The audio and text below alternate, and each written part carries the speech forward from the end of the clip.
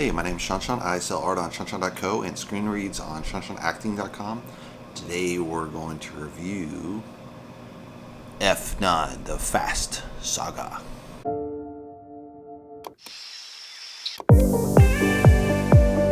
So this is directed by Justin Lin. Time is 2 hours, 25 minutes. You definitely feel it in a lot of the scenes. There's a lot of action packed in here, so they probably had 5 or 6 hours and they cramped it into 2.5 hours. I don't know if they needed all that time though. They probably could have cut out parts of the story and maybe added more in certain areas. I think they overdeveloped some areas that weren't really necessary, and they could have, developed other areas. Actors are Vin Diesel with Dominic Toretto, Michelle Rodriguez as Letty, Jordana Brewster as Mia, Tyrese Gibson plays Roman, Ludacris plays Tej, Charlize Theron plays Cipher, Cena plays Jakob, and there's a whole bunch of other supporting casts as well. So the story starts off with the childhood of Dominic's, which is kind of an interesting twist in the storyline. They really hadn't covered it before, and you have Dominic growing up. He has his brother Jakob. His father is a race car driver on NASCAR, I think, and he's driving around the track. He pulls him for a pit stop. Jakob changes something in the car. They take off, and then his father crashes and burns alive. And so Dominic is turned against. At first he kind of consoles his brother, and then he goes to jail because he kills the guy that actually kind of forced him against the track and caused the wreck. So Dominic goes on this dark path of becoming a criminal. At the same time, he thinks that his brother caused the accident as far as mechanically.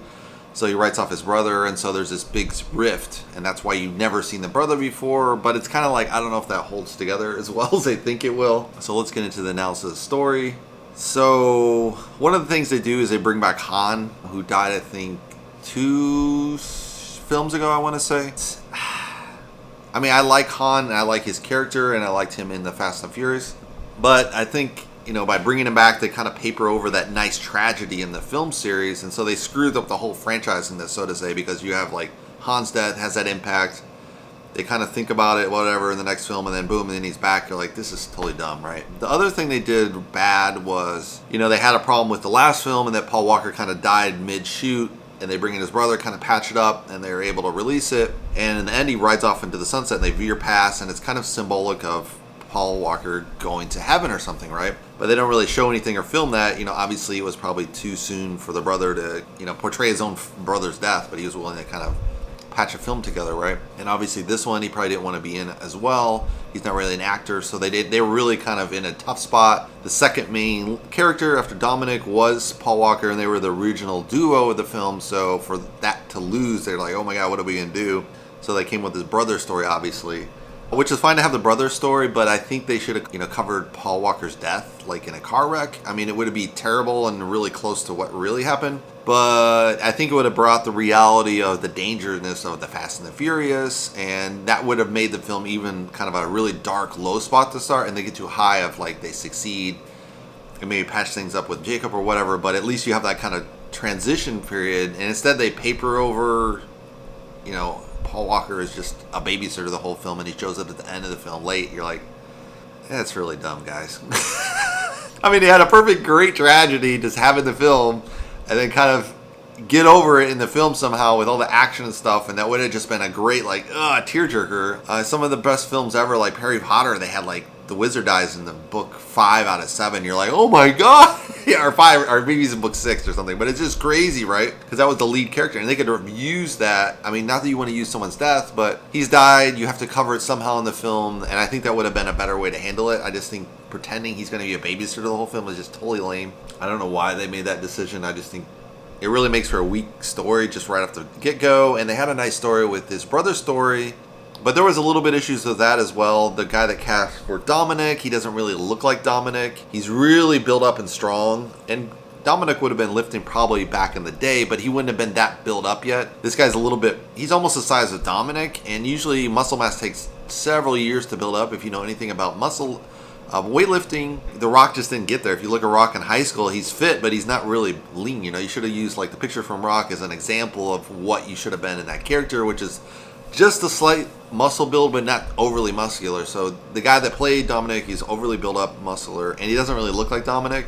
The second character, I think, looked like Jakob and the older Cena, but the problem is then the height difference, right? when they're younger, Dominic is here, and then the other kid is here, and it's like, okay, he's the older brother, the tougher guy, and the other guy's the weak kid, right? And they grow up, and they're basically like, John Cena is taller than Vin Diesel. It doesn't make any sense. They should have used maybe an apple, the apple and the whole kind of trick where one sits lower.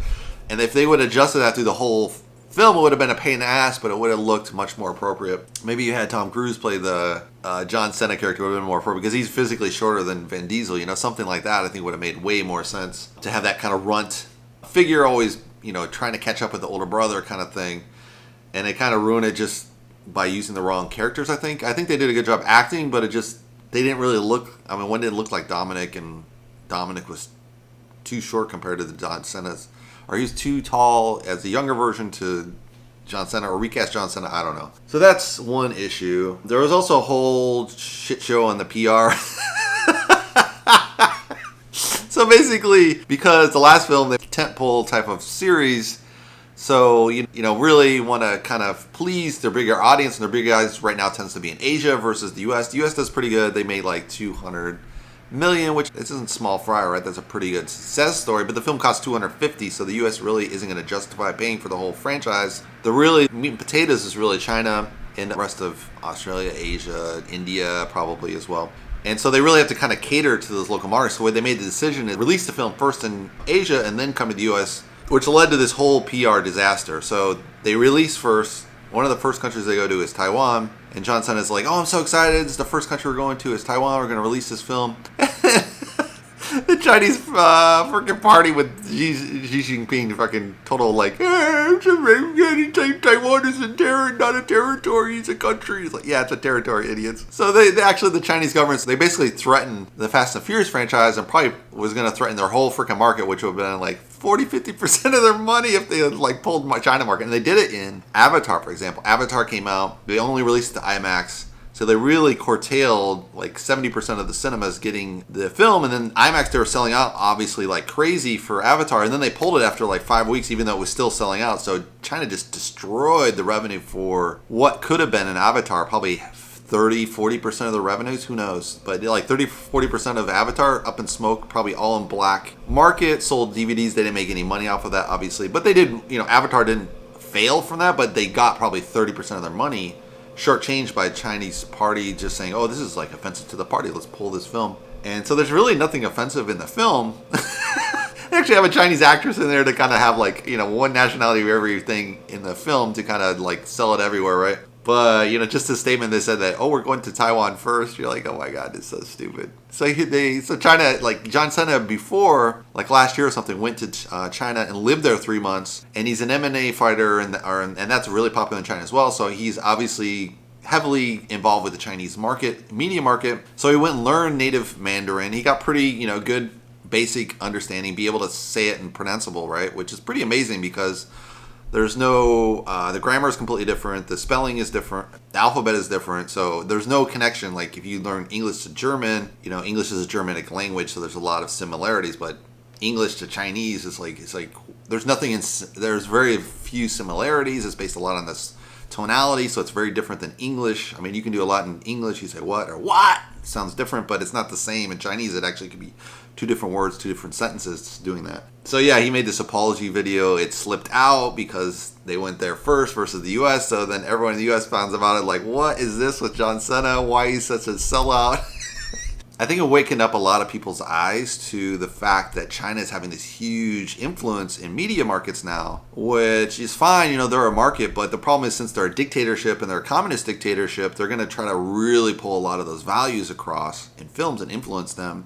Like in Top Gun, they ripped off the Taiwanese flag off of Tom Cruise's jacket. You're like, dude, the whole point of being a top pro fighter is you fight against the fucking goddamn enemies of the US, which obviously is going to be China, Russia, North Korea, Iran, like those big four have to be on the jacket, right? And then take one of the flags off the jacket that they're protecting. You're like, really strange. So Top Gun has that same issue, but it's a very minor thing in the sense that you wouldn't necessarily notice it. I mean, people have obviously talked about it, but this is just such a big, huge flag. You see John Cena apologizing in Chinese to the Chinese population with these like subtitles in Chinese, and he's like, please, like, and no one in China really cares about this. It's only the Chinese party that cares about this. So such a bad vibe. I mean, I don't think they're going to lose that many fans of the Fast and Furious because the Fast and Furious are more probably young males that like to drive fast. I like to drive fast. I went and saw the film even though I said not to go to the film because of this, but what are you going to do? There's no good films out.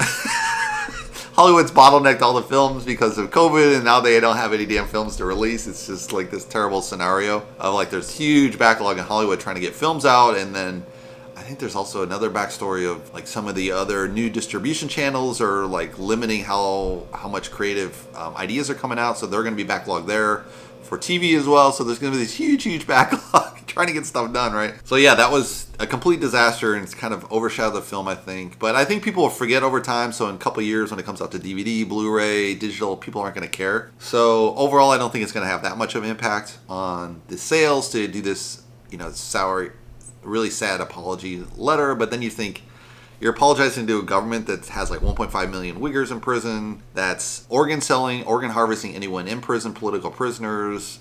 The Falun Gong, they fucking captured them and they're organ harvesting them. So you're apologizing to a government like this? You're like, really? That's really sad. But I could see like all the sales execs like panicking as soon as this came out, and then they're like, no, you have to apologize, John. And then the Chinese party's telling John he has to apologize, and then all the cast and crew are probably like, dude, that's my paycheck. Like especially who's that guy, Tyrese? I know he lives paycheck to paycheck. So the last film he was like, man, you screwed up my film, Rockball. It's like, dude, you've made millions of dollars. What did you do with it all, man? He must have blown all his money. Like he's living paycheck to paycheck. Like, dude, you got to bank that money, man. So I can understand there's a lot of stress. The studios had to make that decision to make that apology letter. But then it really gets into like really how much you let this dictatorship dictate American film, because that has a big influence on American population and our own democratic values. So it's kind of like, I don't know. It's getting to that really wishy-washy waters. Like, I always thought terrible about what happened during the McCarthy era, and they went freaked out and investigated all these Hollywood execs and actors, and they put them through the grill and really interrogated them in front of Congress and everything with McCarthy. And I thought, man, it's such a terrible thing that happened. But now, like, you see China's impact in the film industry, and this film in particular, you're like, oh my God, it's so over the top outrageousness that they'd have this much impact. But giving the dollar amount, it makes sense. Like it's a 200 million here, $1 billion outside of the U.S.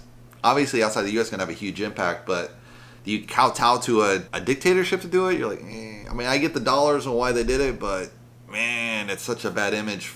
There's also some other directing issues, I think, in the film. Some of the scenes just kind of come together wishy-washy really fast. They're trying to cram a lot in here. It's probably 5 or 6 hours of filming, and they crammed it down to 2.5 hours. And just a lot of scenes they probably didn't need. I don't think they really need the scene where they go to Japan and investigate. Doesn't really add much, except that they bring back Han, which obviously doesn't make sense. So if they cut that, they would have gained probably 10, 15 minutes of the film. I don't know, maybe it's only 5-10 minutes. I don't know how much film it actually is, but it just didn't make sense to do that. They would have had to cover Paul Walker somehow. And so they paper it over this time, so they save a lot of film footage. There's probably only 30 seconds, a minute, maybe of the car driving up, and that's it. And so there's really a time savings of what happened with Paul Walker, but you really should have covered the death somehow, I think. Just to kind of, if you want to do a 5-10 and whatever, you really shouldn't let the series go out with a whimper like that, but just a weird direction to go into. Some of the cast is, they're looking pretty aged. You see the stunts and they just don't look believable at all. They're climbing into trucks and stuff, and like some characters look in shape, like Vin Diesel looks in shape. All the women look really in shape, and they look like they can do all the stunts, right? But then you see some of the men, you're like, kind of looking a little fatty on the cheeks and stuff. And I'm not in shape either, right? But I'm not acting right now. So if you're acting as in a stunt type of film, you got to look stunt shape. And these guys don't look exactly stunt shape, so they could have done a much stricter diet to get better in shape. Yeah, you had the same issue as well, like in Bad Boys 20 or whatever it is, Bad Boys 2, with Martin Lawrence and Will Smith. Will Smith looks fine, but then Martin Lawrence looks like kind of flabby. You're like, dude, you can't be flabby in a film if you're a cop. It doesn't look good, right? I mean, the reality is cops are flabby, but if you're an action cop in a film, you have to be in shape and you have to look that part. And so they probably should have put Martin on a stricter diet. It's kind of faux pas to say that nowadays, but it's the reality of film. You have to look sexy. You have to look appealing. If you don't, the film just isn't going to do as well. And I know for sure probably the Bad Boys 2 probably hurt that film just because Martin Lawrence wasn't as in shape as he could have been. The stunts with the cars and action scene, that's all fine. That's like normal. I don't think there's any issue with that. Yeah, I mean, just overall, just the major flaws with papering over Paul Walker's death and then bringing back Han. It was just, they could have had a nice tragedy inside the film, and obviously probably people maybe were reluctant to do that in F9, but that's what they needed. That's what the film really needed to really carry that through. And you could have had Jordana, who plays Mia, the wife, be like, you know, tragic somehow, and then they fight for her, and then she gets pulled back into the story somehow. That would have been a way better story, you know. Instead, they just have these generic lines. The only lines that really have a lot of lines is this young girl who's kind of the computer tech. She probably has the most lines in the whole film, right? The rest of the people just driving, you know. But I mean, that's what this type of film is. It's not like there was a lot to the film except for fight sequences and gun shoots sequences. You have a kind of a bolder Tyrese. He shoots down a whole, I think it's Colombian FARC or something in the jungle. So that's kind of interesting. Although it's shot in Mexico, so you're like, it looks like Colombian FARC, but I don't know. They shot it. It looks like they shot in Costa Rica. You're like, there's no freaking army in Costa Rica. So technically that's not right. But most people don't know geography well, or know, you know, outside of Central America, no one's going to care. But anyone knows South America, Central America, you're like, dude, where do you put this? Why is there an army here? There's no army there, right? But, you know, it's fine. Yeah, I mean, overall, it's still a fun movie, but yeah, the fact that they papered over Paul Walker and bring back Han is just super lame. Shouldn't have had that. You could have cut back 10, 15 minutes there. A better casting with the younger Dominic, I think, would have been better. I mean, he acts fine, and he's believable to that sense, but it just, the size-wise didn't make sense later, or recast John Cena, a shorter guy. I don't know. It was an interesting concept, but they just could have cut the fat off of Han. It just wasn't needed for that story, because you're going with this new dynamic duo of the two brothers. They could have just, and they had enough story there. They didn't really need to shoot more. That was fine, but they could have cut off the Han part and just like made that a much tighter film, like 2 hours instead of 2.5 hours. Like 2.5 hours were really, I mean, a Godfather is fine with that, but I mean, why do you need 2.5 hours? It just seems ridiculous. But yeah, it's entertaining. I think it's fun if you like stunts and stuff like that. Story-wise, a little weak, but it's just a dumb stunt film. So if you would like to subscribe, you can subscribe below. And I'll see you in the next movie review. Thanks for watching, guys.